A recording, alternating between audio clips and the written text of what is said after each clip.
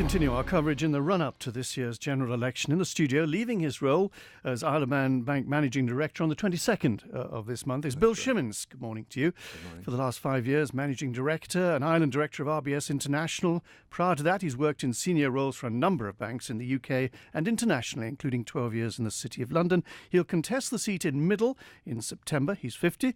Lives right in the heart of the constituency in Glenvine.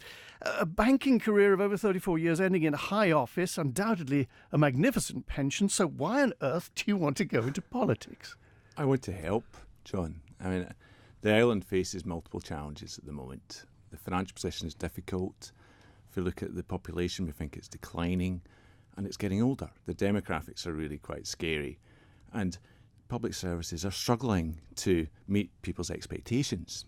So many people I've been talking to are critical of the government, sometimes with good reason, I think, but I've decided to stand. I think that's a constructive way forward, and that's why I'm standing to represent the people of Middle and Isle of Man. So you think you can help? Do you think you will make a difference with your background? I hope so. I've got, as you said, many years of business experience. 5.5 years here as Managing Director of Isle of Man Bank, and I've got an in-depth understanding of the economy and how it impacts on businesses and people. So I'll be using that insight to help meet the challenges that the island faces. As a banker, do you have the solution to our pensions headache, the legacy headache in particular? Yeah, I think I've been following the pensions deficit situation with interest. There are a number of different options. What I bring is decision making, and I think some of the frustrations that I and others have has been the lack of decisions that have been taken by this government, and postponing decisions in many cases actually just makes the problem bigger. So I'm looking to bring that decision making and professionalism to the government in the Isle of Man. You're consulting Middle voters. You wish to take their views on board. So what goes into your manifesto? Will that depend on what they tell you, or do you come with set ideas? Broadly, the manifesto is about 70% there.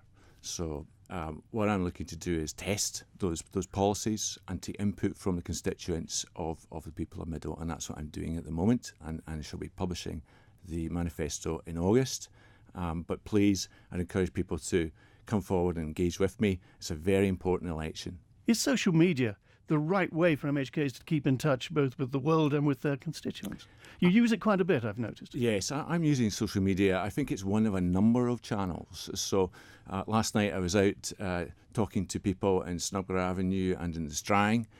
So some of them clearly use social media, others do not. So I think it is good to engage people in different ways. You're a governor at Moran School. Your wife's a teacher. Education must feature quite a bit around the dining room table, mustn't it? It does. It's very close to my heart. So how important is it to the island? I think it's really important. I'm so proud of my children who've been educated here at Moran and QE2 and Ballacameen, and I want all the children of the island to have the same standard of education that they've had and the same opportunities in life. I think your son was on University Challenge. He was. I'm very proud of him.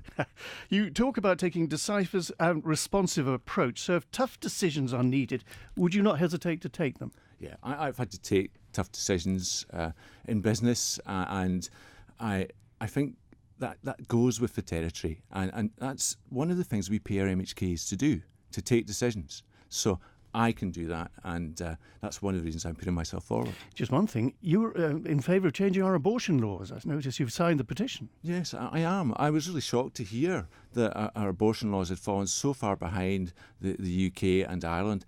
It felt to me if it was almost a Victorian situation. So I'm keen that we fix that as soon as possible. And targeted tourism, that's another phrase that you like to use. Yes, absolutely. So the Lighthouses Challenges, I think you were in. You got people over here. You think that's the sort of thing we should be doing? Definitely. So I think we can grow on the existing TT, Manx Grand Prix coming up, but other specialist tourism. We've got so much to offer. We should go for our target, aim our target and go for it. This is what you're saying. Absolutely. We've got a great thing to offer.